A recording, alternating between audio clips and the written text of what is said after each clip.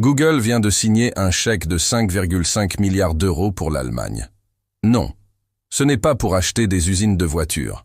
C'est pour construire des data centers, des cerveaux géants destinés à l'intelligence artificielle et au cloud computing. 5,5 milliards. C'est le plus gros plan d'investissement de Google en Allemagne à ce jour. Mais pourquoi un tel pari? Pourquoi l'Allemagne, un pays connu pour ses coûts élevés et ses régulations très strictes? La réponse est bien plus complexe qu'une simple question d'immobilier. C'est une bataille stratégique pour l'avenir du numérique en Europe. Et dans cette vidéo, on va décrypter ce que cet investissement colossal signifie pour vous, pour vos données et pour l'économie. Pour comprendre pourquoi Google mise autant sur l'Allemagne, il faut d'abord regarder une carte.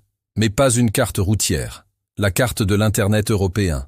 Et sur cette carte, un point rouge clignote plus fort que tous les autres, Francfort-sur-le-Main.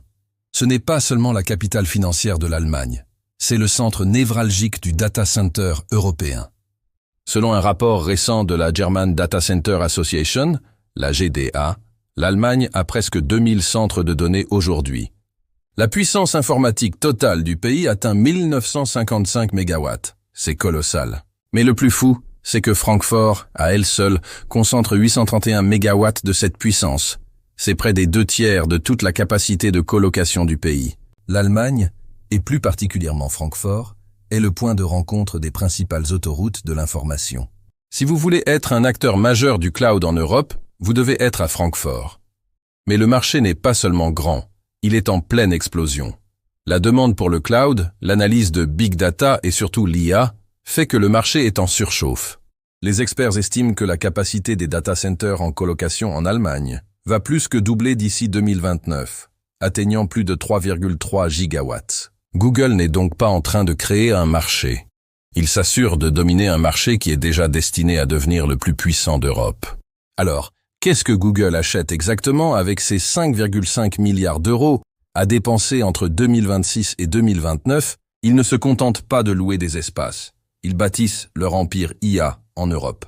Concrètement, le plan comprend la construction d'un tout nouveau centre de données majeur à Dietzenbach, près de Francfort, l'agrandissement de leur centre de données existant à Hanau, ouvert en 2023, l'agrandissement de leurs bureaux à Berlin, Francfort et Munich, notamment le gigantesque campus Arnulf Post à Munich. Ce n'est pas juste du stockage de photos de vacances, c'est la puissance de calcul brut nécessaire pour faire tourner les modèles d'IA générative, pour analyser des pétaoctets de données en temps réel et pour héberger les services cloud de milliers d'entreprises. Google crée les cerveaux pour aider l'Europe à passer à l'IA. Mais alors, pourquoi l'Allemagne? Pourquoi ne pas mettre ces centres de données dans un pays où l'énergie est moins chère et les règles moins compliquées? La réponse tient en un mot, et c'est le cœur de la stratégie de Google, souveraineté. Vous avez tous entendu parler du RGPD, le règlement général sur la protection des données? Depuis 2018, l'Europe impose des règles très strictes sur la manière dont les données des citoyens européens sont collectées, stockées et traitées. Les entreprises européennes, surtout dans les secteurs sensibles comme la banque, la santé ou l'industrie, ils sont devenus paranoïaques à l'idée que leurs données sensibles, ou celles de leurs clients, traversent l'Atlantique pour être stockées sur des serveurs aux États-Unis, où le gouvernement américain pourrait y avoir accès. Google, Microsoft, Amazon, ce sont des géants américains. Pour gagner la confiance du marché européen, ils doivent prouver que les données peuvent rester en Europe. En investissant 5,5 milliards pour construire des centres de données physiquement sur le sol allemand, Google envoie un message clair « Regardez, vos données ne quittent pas le continent. Elles sont ici, en Allemagne, protégées par les lois européennes et allemandes. » Il propose des solutions cloud souveraines. C'est l'argument de vente ultime. Et avec le nouvel AI Act européen qui arrive, qui va réguler l'intelligence artificielle, avoir une infrastructure locale, conforme et transparente, n'est plus une option. C'est une nécessité absolue pour survivre sur le marché. Google ne parie pas seulement sur l'Allemagne. Ils achètent leur ticket d'entrée pour être en conformité avec l'Europe de demain. Mais il y a un obstacle majeur. On ne peut pas simplement débarquer en Allemagne, construire une boîte en béton géante et la brancher au réseau électrique. Un data center, c'est un radiateur géant. Ça consomme une quantité d'énergie phénoménale. En fait, Les coûts énergétiques représentent près de la moitié des dépenses d'exploitation d'un data center allemand. Et la population est inquiète. Une étude récente montre que 57% des Allemands s'inquiètent de l'impact des data centers sur l'approvisionnement en eau, utilisée pour le refroidissement, et 63% craignent pour l'écosystème local. Pour répondre à cela, l'Allemagne a voté la loi sur l'efficacité énergétique ENEFG. Et c'est sans doute la loi la plus stricte au monde pour les data centers. Cette loi impose, par exemple, un PUE, Power Usage Effectiveness, de 1.2 maximum pour tout nouveau centre de données dès juillet 2026. Le PUE, pour faire simple, c'est l'indice d'efficacité. Un PUE de 1 serait parfait, 100% de l'énergie va au serveur.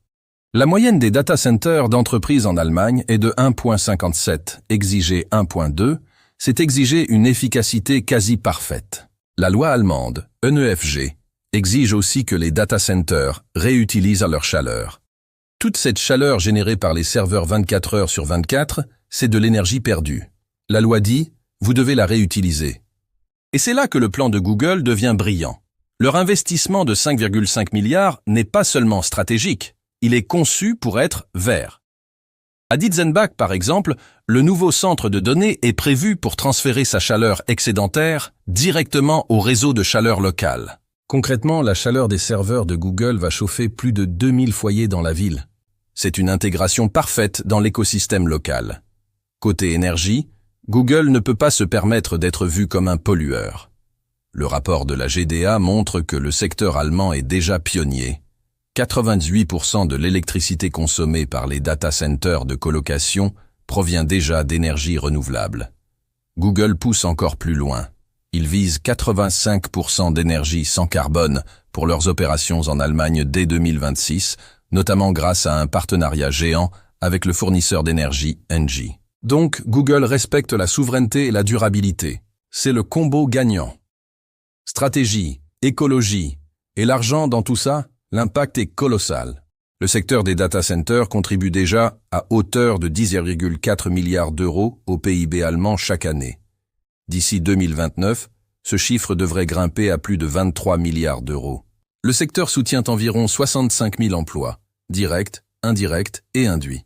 L'investissement de Google à lui seul devrait soutenir environ 9 000 emplois par an jusqu'en 2029. C'est un véritable pilier de l'économie numérique allemande. Mais il y a un mais.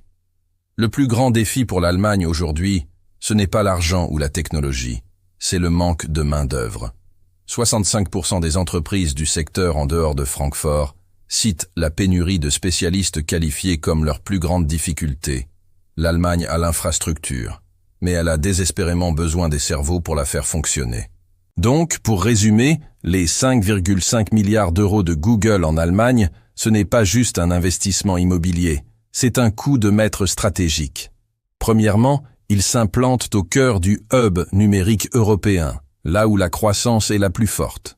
Deuxièmement, ils répondent à l'exigence numéro 1 de leurs clients européens, la souveraineté des données, en respectant le RGPD et en anticipant l'AI Act. Ils s'adaptent aux lois écologiques les plus strictes et même, ils chauffent les maisons des gens avec la chaleur de leurs serveurs. Google ne construit pas seulement des data centers. Ils construisent la confiance du marché européen pour dominer la prochaine course, celle de l'intelligence artificielle. Si cette analyse vous a éclairé sur les coulisses de la tech mondiale, n'hésitez pas à laisser un pouce bleu et à vous abonner pour ne rien manquer de nos prochaines vidéos. La vraie question maintenant. Pensez-vous que c'est une bonne chose que les géants américains comme Google s'adaptent si profondément aux règles européennes? Ou est-ce que l'Europe devrait plutôt développer ses propres champions du cloud? Dites-le nous dans les commentaires. Merci d'avoir regardé et à très bientôt